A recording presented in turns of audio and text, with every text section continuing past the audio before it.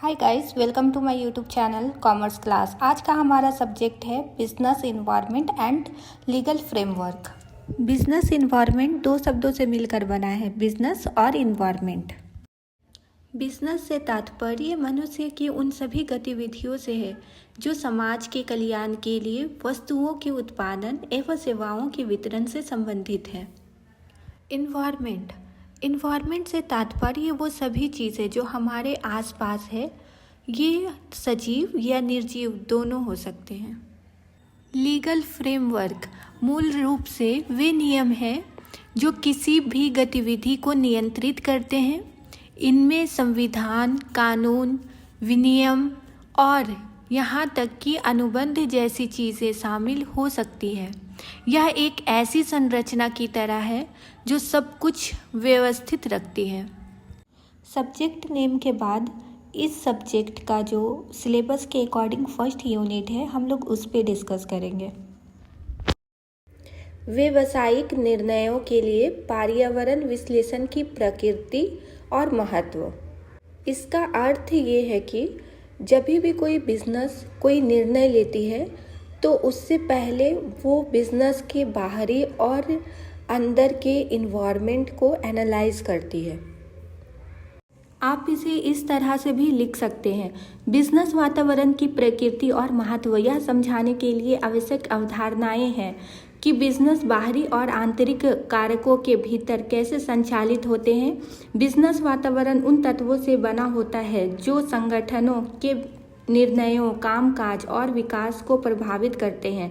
पर्यावरण के घटकों के बारे में जागरूक होना व्यवसायियों को लगातार बदलते बाजारों के सामने अधिक अनुकूल और व्यवहार्य बनाता है। आर्थिक स्थितियों से लेकर सामाजिक रुझानों तक प्रतिस्पर्धी बाजारों में अच्छी तरह से कामकाज करने वाली रणनीतियों को विकसित करने के लिए व्यावसायिक वातावरण बहुत महत्वपूर्ण है। पर्यावरण का विश्लेषण करना आज भी वैश्विक अर्थव्यवस्था में प्रतिस्पर्धी होने के लिए एक विकल्प नहीं बल्कि अनिवार्य है। गाइस, ऑल टॉपिक अगर मैं एक्सप्लेन करूँ तो वीडियो बहुत ही ज़्यादा लॉन्ग हो जाएगी। अगर आप चाहते हैं कि मैं सारे टॉपिक एक्सप्लेन करूँ तो आप कमेंट में बताइए, ऐसे मैं शॉर्ट में सारे टॉपिक कवर कर रही हूँ। व्यावसायिक वातावरण की प्रकृति। फर्स्ट है बाहरी और आंतरिक तत्व। सेकंड, गतिशील और विकासशील। थर्ड, अनिश्चितता। फोर्थ, विविध प्रभाव। एंड फिफ्थ, परस्पर जुड़ाव। अब हम लोग समझेंगे dimension of business environment. Economics, technological, socio cultural. आर्थिक वातावरण, इसमें ऐसे कारक शामिल हैं जो किसी देश या क्षेत्र की आर्थिक स्थिति को प्रभावित करते हैं। उदाहरण के लिए, फर्स्ट, मुद्रास्फीति दरें। सेकंड, ब्याज दरें। थर्ड, सकल घरेलू उत्पाद जीडीपी। फोर्थ, उपभोक्ता खर्च पैटर्न। फिफ्थ, विनिमय दरें। तकनीकी वातावरण, यह व्यवसायों पर तकनीकी प्रगति के प्रभाव से संबंधित है। उदाहरण के लिए, फर्स्ट, स्वचालन। Second, digitalization. थर्ड, इंटरनल और मोबाइल प्रौद्योगिकी। फोर्थ, अनुसंधान और विकास। फिफ्थ, कृत्रिम बुद्धिमत्ता।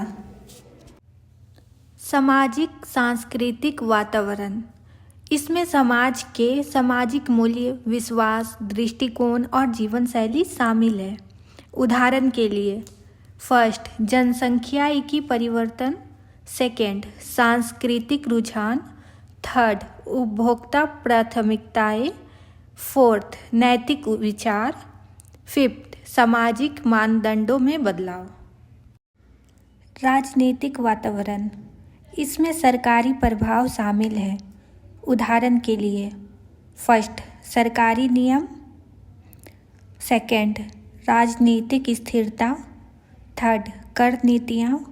फोर्थ, व्यापार समझौते। कानूनी विनियामक और बाजार की स्थितियाँ, कानूनी विनियामक और बाजार की स्थितियाँ तीन अलग अलग चीज़ें हैं। फर्स्ट, कानूनी स्थितियाँ इस बारे में है कि कानून क्या कहता है और क्या अनुमति है। सेकंड, विनियामक स्थितियाँ सरकारी एजेंसियों द्वारा लागू किए गए नियमों के बारे में है। थर्ड, बाजार की स्थिति बताती है कि बाजार खुद कैसा प्रदर्शन कर रहा है। पर्यावरणीय परिस्थितियों की सामान्य और विशिष्ट प्रासंगिकता। पर्यावरणीय परिस्थितियों के संदर्भ में सामान्य और विशिष्ट प्रासंगिकता से तात्पर्य इस बात से है कि पर्यावरण में परिवर्तन संबंधित चीज़ों को कैसे प्रभावित कर सकते हैं।